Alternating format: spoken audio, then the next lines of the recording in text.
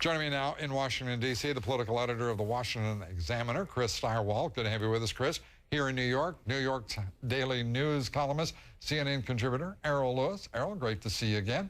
And former director of communications for the Democratic National Committee, Finney. Karen, thank you for being here. Good to be here. Well, let's start with a new Rasmussen poll showing 47% approval, the lowest point for President Obama. Your reaction, Karen? Yeah.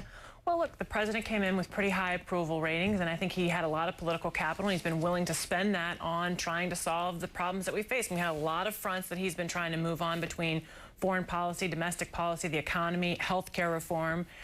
And one of the things that I think is most important, though, are if you look at the numbers about shares my values and honest and trustworthiness, those numbers remain quite high. And I think that's very important because, you know, we can have people may disagree with the way he's handling certain things, but the fact that they still trust him and trust his judgment, I think, is important.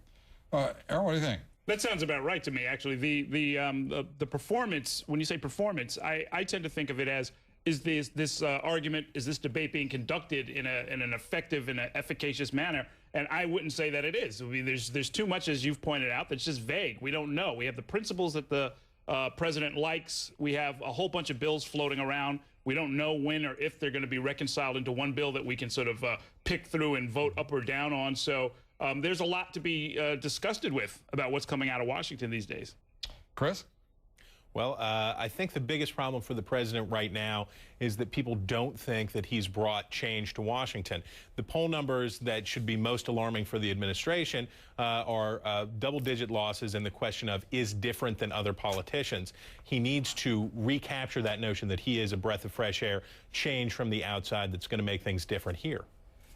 Karen, going to these polls are showing that independents are deserting the president, both in terms of the approval rating, in terms of health care, and we're seeing independents side with the protesters in these town hall meetings by a 2-to-1 margin. Yeah. What's that about? I don't know that the independents are. I think it's a little hyperbolic to say they're abandoning the president. And I think to say that you sympathize with me. It's 65 to 70% with the protesters. Look, it's 65 to 70% of the unaffiliated. Right.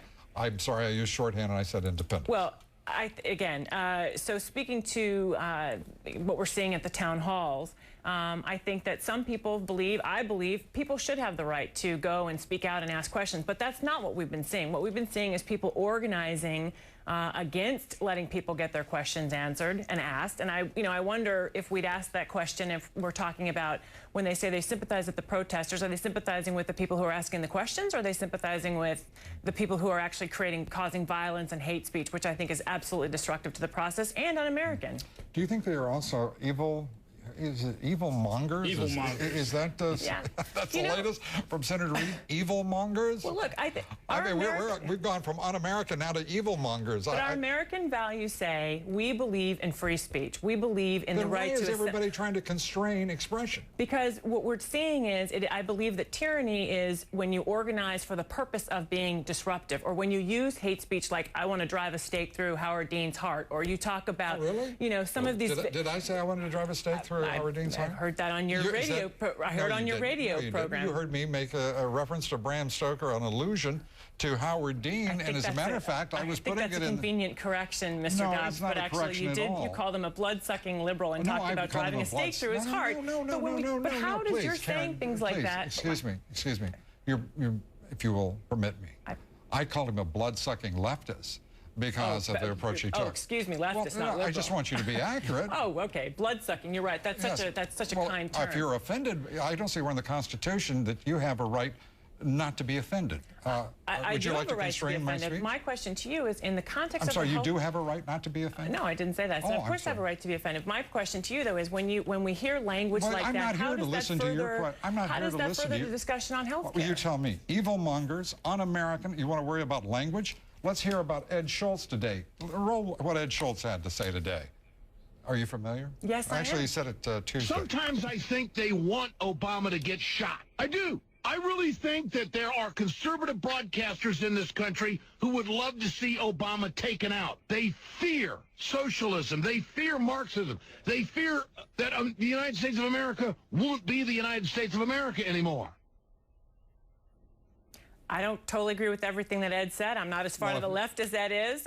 Look, but I do think when we're talking about... You're an ideologue. No, you are I'm not talking about language. I'm absolutely not an ideologue. You are pursuing an agenda, and you're being rude. No, I'm absolutely not. Let's go to I'm Errol, being rude your because thought. I'm Because it's your nature, I assume. Let me say that my friend Ed Schultz, I think, has put his finger on something that's important, which is there is a lot day in and day out, and we won't call any names. Finger on something important? Yes, there are people, Lou, and I don't want to call any names, but there are broadcasters out there who have been saying day after day after day that the White House is preparing concentration camps, that there are death panels, that No, I think that if anyone's saying that, we should be saying their names. Who are they? Michael Savage. Okay, who else? You hear that from him. Who else? You hear a similar kind of talk from Rush Limbaugh. No, not similar. You use very specific language. Who used that language? Death panels all over the place. All over the place. I mean, all over the place. Seriously, on your station. You said concentration camp. Concentration camps. They have described them in detail. That the order is going to come. That people need to be. And when you see somebody show up, has anyone done what Ed Schultz said? Has anyone intimated that? I think this is beyond the pale of ideology. Listen. I think there are people who are doing the exact equivalent, or the media equivalent of fulminating, sowing discord, and then in effect placing, almost metaphorically, a loaded gun on the table and then walking out of the room. My God, to even use that kind of metaphor. But, Errol, I gotta be honest with you, but Lou, when you and I have known each other for a long time. When you see that is a patently ideological. Wait, but Lou, go ahead, Chris. We don't want to leave Chris out of this debate. Well, I only think what's illustrated here is that what's he going to agree with me about? No. The only thing I see here is nobody is talking about health care anymore. We are talking about the mob. Well, we are the Congress talking wasn't about either, the president. Chris, in all honesty. No, exactly. But I think the point here is that the White House has lost control of this discussion. Congress has lost control of the discussion. They didn't put any idea. They didn't put a final idea forward, a proposal to the American people, which is understandable. The president wanted one done by August, so there would be something to talk about. They failed in that goal, and right now people are understandably upset. The anger, the discussion, the outrage that we hear, I think, is illustrative of the fact that the Democratic majority hasn't done a good job of selling this thing to the American people, and now they're attacking the people who are upset about it. I obviously take issue with that. We're not attacking people who are upset about it. We're suggesting that at these town halls, I'm sorry, people you're who taking come, exception to what? People who come to these town halls with the purpose of disrupting them. We don't care what you're taking exception to. Do you understand? Well, then why are you having me on the show to talk about health care reform or to talk about the issues of the day? I'd love to hear you talk about it, but you started talking to me about something I said on radio about Howard Dean. What's that got to do with it? That's exactly my point, Lou. What does that have to do with it? What do these kind of hyperbolic? We appreciate you bringing those points to us, Errol. Thank you very much for being with us.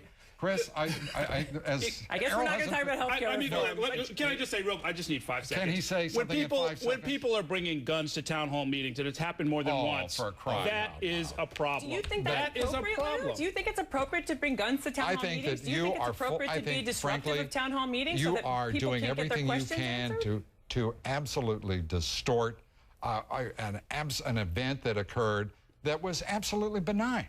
A man was making a point. He happens to live in a state in which guns are permitted to be carried. It's open carry. It's a constitutional right. Now you not only want to constrain freedom of speech and freedom of expression, you want to attack the Second Amendment and distort it into something sinister when you're sitting here talking in language that I frankly, Earl, think is highly irresponsible. Again, we'll be right back. Unbelievable.